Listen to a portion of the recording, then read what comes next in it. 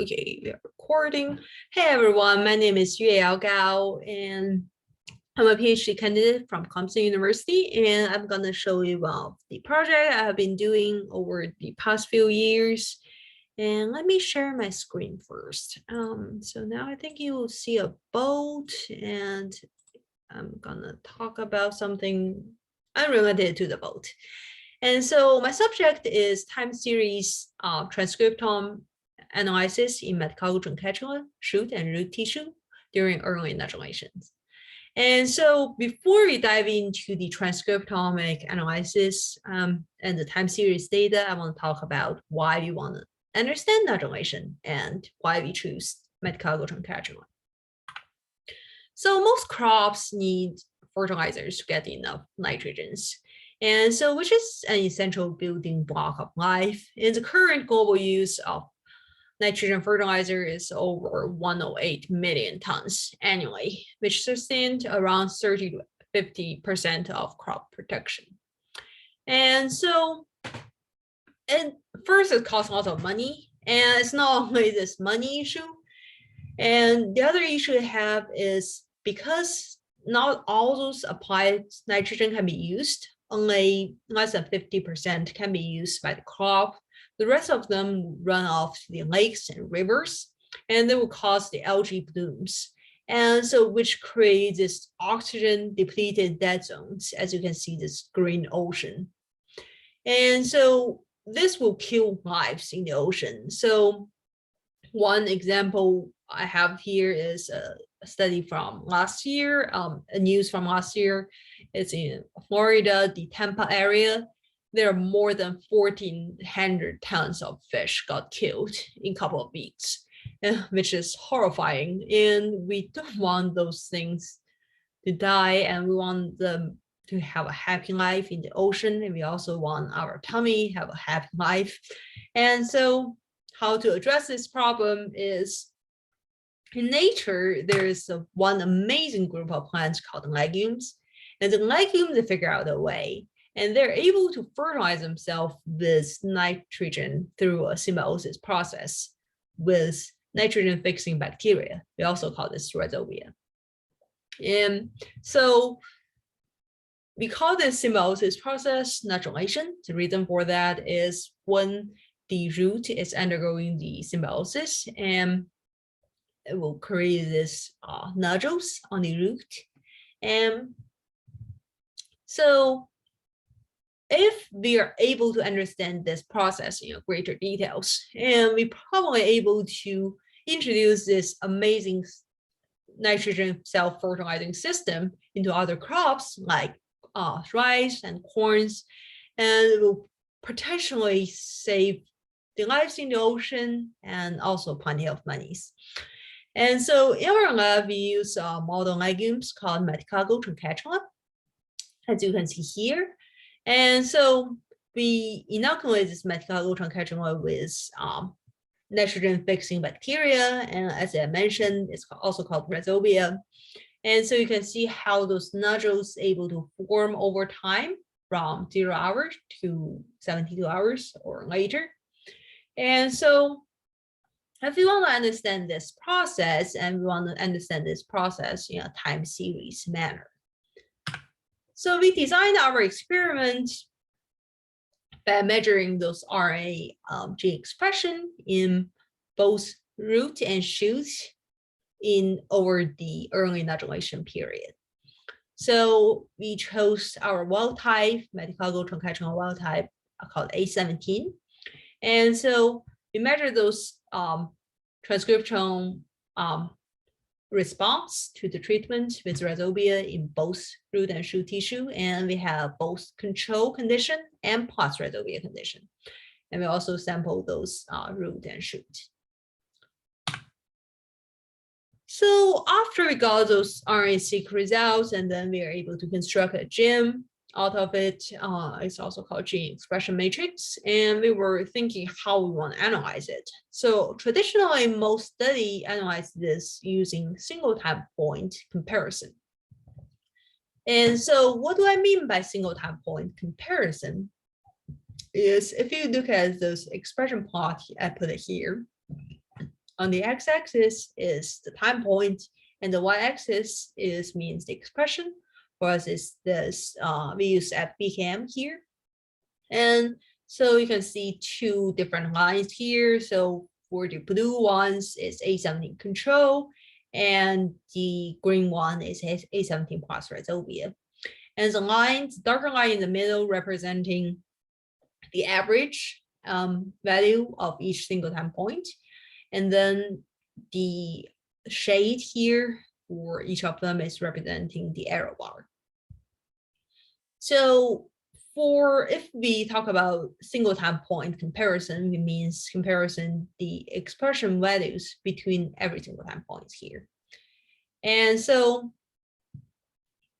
one thing, if we do this single time point comparison for both genes, they will both considering very interesting. Both of them will be interesting.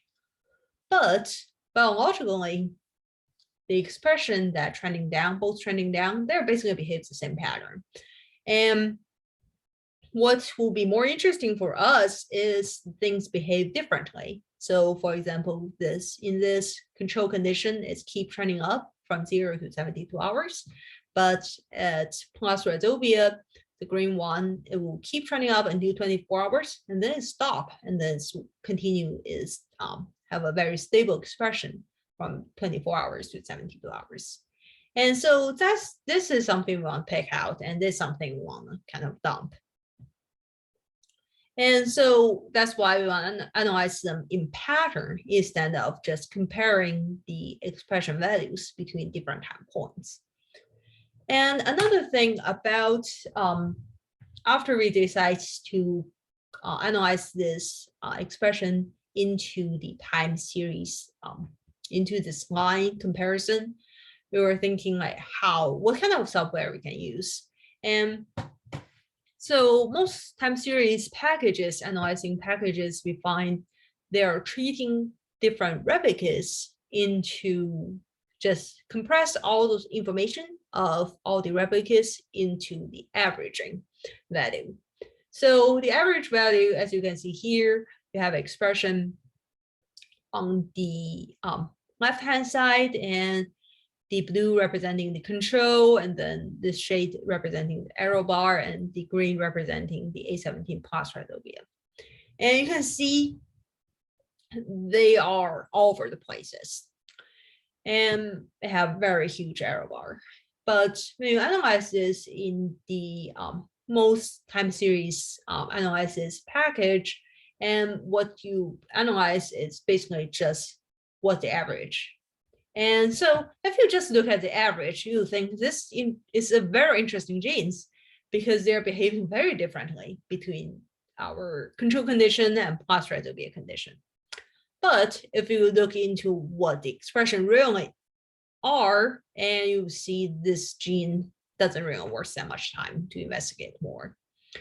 But this is what most packages use. And so we want to do something differently. And so how we decide to do it differently is we want to treat each single replicate as an independent pattern. So what do I mean by that is if you look at the same gene expression plot here, and so I extract the 3 replicates here. And so you can see they're actually very different from each other. And we can also see what is a common pattern for it, because those are all over the place and you cannot really draw any patterns for it. And so when we measure 3 times, it behaves 3 different ways, and we cannot really say what is supposed to be. And so what we want to capture is things like this. For 3 different replicates, they're behaving exactly the same, no matter how much is trending up at 24 hours, as long as all 3 replicates, they're following the same patterns, we think this is something super interesting. And we have a high confidence of saying this is interesting. And we suggest people maybe to study more about this. And so I went through almost every single time series analysis packages, and I just cannot find anyone that's suitable for our need. So what I did is I developed time series artificial intelligence workflow. And so basically what it's doing is solve the two issues, solve this averaging issue, and then it will consider every single pattern, replicates as every single pattern. And so how this can be done is at first you input a gem and then go through initial clustering, and then it's went through this fine clustering. And because we were using the k-means and we need to choose what is the best cluster, and we use 3 statistical tests for that. And then we use deep learning classification models to decide if our clustering results are good or not. And we have pretty good results. Both shoot and root have over 80% classification rate. It means 80% of them are super good. And so then we were able to sort out the what genes are shifting patterns between the control condition and plus residual condition, and what genes are not shifting patterns between two conditions.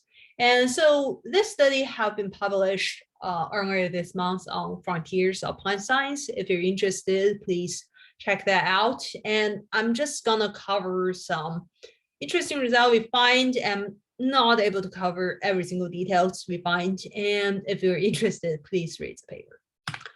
And so what did we find is we find the genes with consistent patterns in both conditions. And so it's kind of quite smallest, and think about how messy the data can be. And we really just want those high confidence data.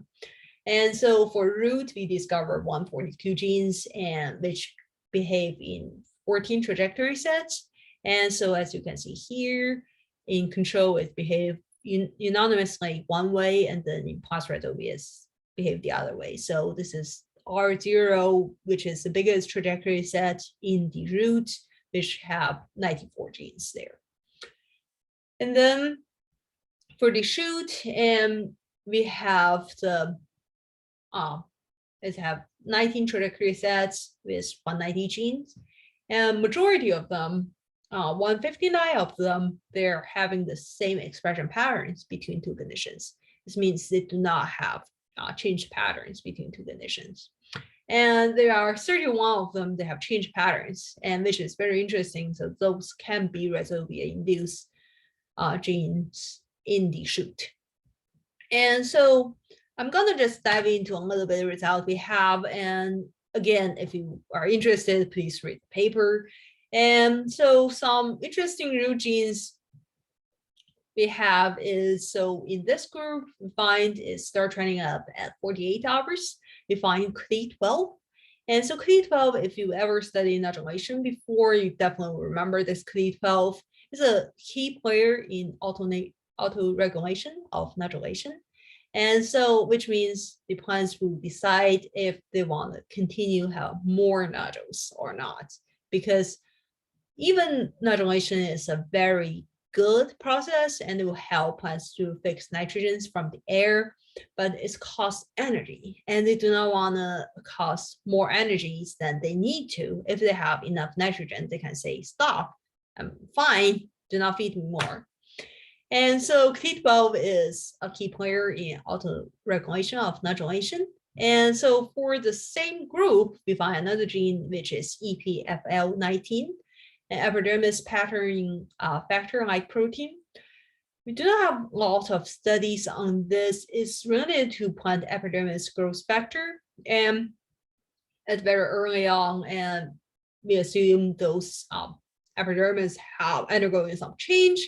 And I think those genes are very interesting, but there's no study have been used to study this EPFL19. And I think this is a very interesting gene that we should to study more.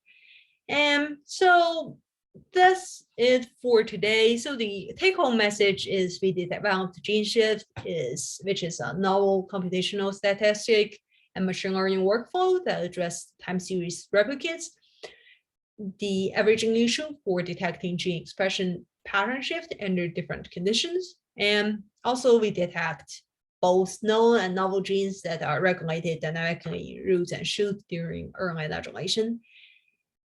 I cannot really show all this data, but please remember, read the paper if you want to know that.